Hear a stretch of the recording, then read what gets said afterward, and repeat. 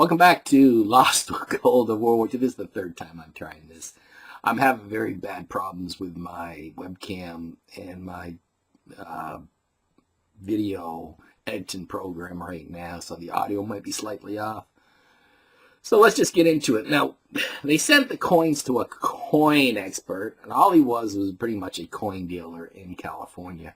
And like I said last week, we probably found Sen, S-E-N, which is the pre-World War II coins in Japan. And Michael was like, oh, how did those coins get in there? Had to be part of a treasure. Oh! Well, Japanese soldiers needed money to eat, so they did get paid, and they probably took their money to pay for food. So they probably had money on them, even though despite the fact that they just didn't have to walk down to the grocery store and buy food like normal. It was a different situation, but they did have food. Sometimes they would just have some locals bring food to them, and they would pay them. And so that's probably how the coins got in there. But then they found out the other one was a Korean coin. Now, this was kind of strange, because I lived in Korea, and I have Korean coins. They said it was minted between this year, like 1971 and 1981, or something like that, to that effect. And it winds up that that coin, every year in Korea, they put the year of mintage on the coin. So even on the sen, they know what year it was minted. So for them to say they didn't know wasn't much of an expert. So how did that Korean coin get in there? Well, there's only several different options. Either a Filipino got the coin somewhere and had it in his pocket, and he was looking for gold and dropped it. Or an American soldier stationed in Korea who had gone to Korea came there and had it in his pocket and dropped it. So someone was in that cave searching for gold, and they dropped it. And so they decided, John decided he was going to go mark all the marks on the story stone, map stone, and show the picture to their code expert, who said, look for a waterfall. And so they went and they looked for a waterfall. And I believe it was Michael comes up and he goes, are you sure there's actually gold here? So he's starting to doubt the situation with the gold in the caves, which 99% chance there is none. I mean, I'm going to say 99.9% chance there is none. And so he said, yeah, and he started pointing on. He goes, oh, okay, I believe you now. You know how many times I've heard that. And so they go and they bring another expert in with a magnetometer, which is a long rod. It's like a metal detector, and they can detect large quantities of metal in places.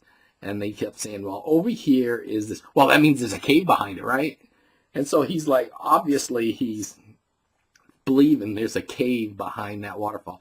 And anything you could say, there's a cave there, and that's where the gold is.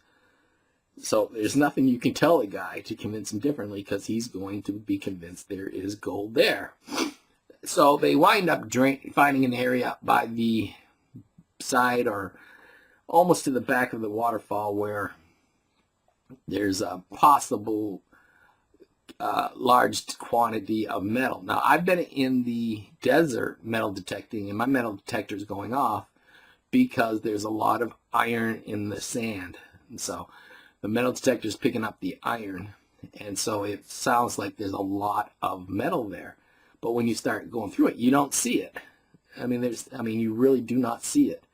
So I'm not saying there's nothing there. I mean, there could be gold coming off the top of the mountain and then going in and being, when it goes down to the splash and it gets spinning around and it gets over there, it could be there. I'm not saying it isn't, but most likely the drop point would be where the gold would, if that's the case.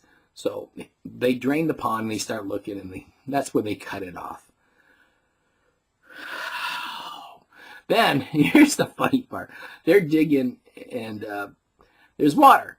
Like, they hit the water line, and so they're like, how did the water get up here? There's got to be a water trap. It's a water trap. There's no way a water line could be up there. Okay.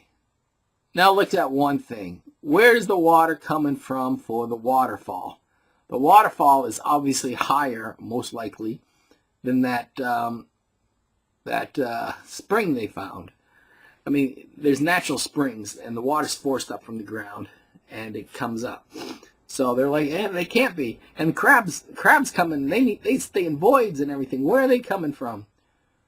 So every time there's even a small instance, they're just, that's it, that's proof. That's proof right there. That's proof. It reminds me of the Monty Python skit in The Life of Brian. Only the true Messiah would deny his divinity. I'm not the Messiah. It's him. It's him. Okay, it is me. See, we got proof now. You admit it.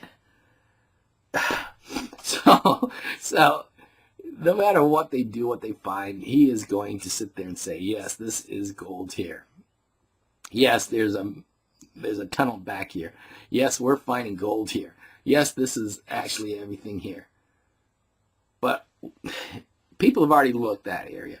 They left for several reasons. One, they could have ran out of money. Two, they could have not found anything and gave up. Three, they found it and they walked away. Four, it was just too dangerous for them to continue with lead after lead after lead after lead, and they just said, I give up.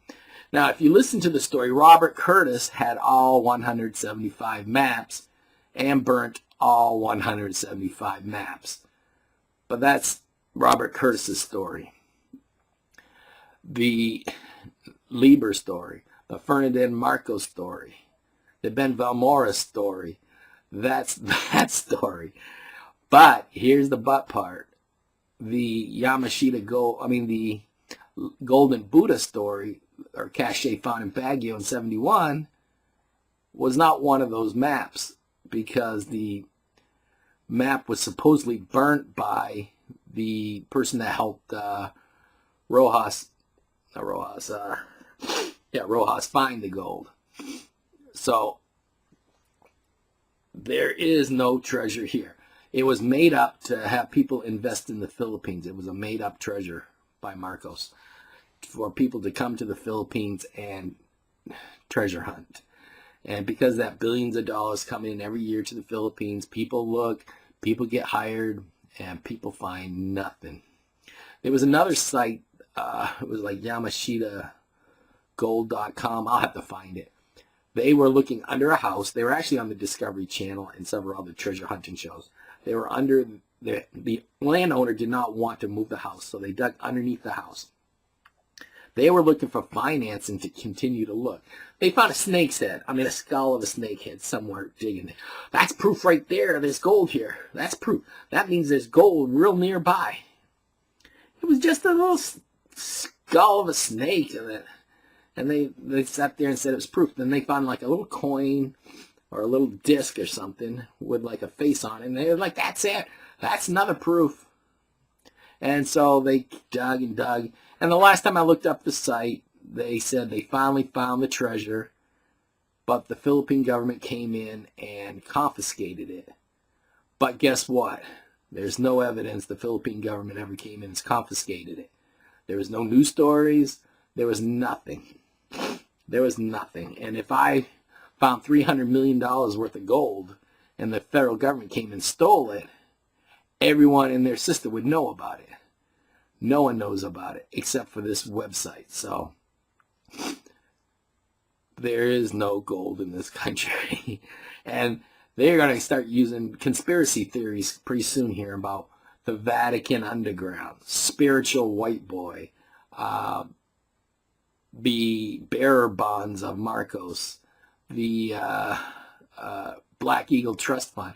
They're going to start using all of these in order to start elongating the series, like the Curse of Oak Island.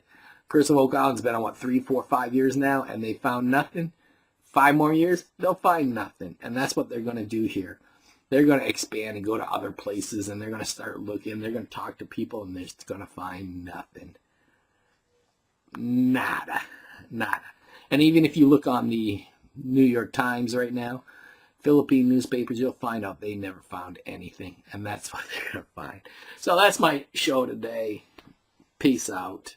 You know, they should hire me. Seriously, they should hire me to come in there and tell them where to look. I'll tell them to look right now in Mindanao, because Mindanao was the island way down south with all the Islamic Muslims that want to be a separate country, and that is where most of the gold was supposedly taken.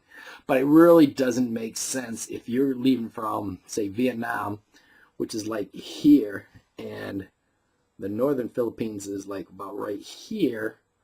Why would you go downwards instead of upwards? Because Vietnam, you could have gone up to Hong Kong and then straight over to Japan, or Korea, then cross over to Japan.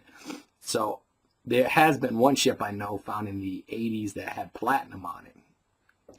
So I really think that talking about shipping everything to the Philippines and make it the bank and store everything is not true, because they could have done it in Vietnam. Now, there are 6 boxcars in Thailand which contain tons of gold that are missing. One boxcar was found, but it had no gold in it. So if you use LiDAR and you can find out where railroad tracks are, you could probably locate it. But no one has ever done it, and no one believes it's true. But this is the point I'm trying to make is the Japanese did not have to bring everything to the Philippines, which is south, to go north, when they could have sent everything north from Sumatra, Thailand, Vietnam. Everything just could have went north, and they would have been okay, instead of trying to go everything south and bury it. It doesn't make sense. I mean, you got submarines, you could have put stuff in and just sent it up easily. I mean, you get Red Cross ships, you could have put stuff in. It just doesn't make sense at all to me to be burying it south when you could be going north. All right, thank you. Oh, but they did talk about the coins that were dumped in Manila Bay, Cayman Bay. That is a true story. They did dump all that when MacArthur left Corregidor. They dropped all the coins into the harbor, and they were recovered. I'm not saying all of them were recovered. A lot were recovered. And the guy goes, this is part of the Yamashita treasure. No, it's not. This stuff was dropped in 1941 when America was retreating away from the Philippines, going to Australia. And they dumped it in so Japanese could not have the money. And so I'm just saying, they're trying to make everything sound like it's a treasure and it's all Yamashita. Nothing's Yamashita. Yamashita came in at 43. He was there for less than 18 months, and he was convicted of crimes against humanity and war crimes for stuff that he never even done. So, all right, so that's going to do it. Thank you.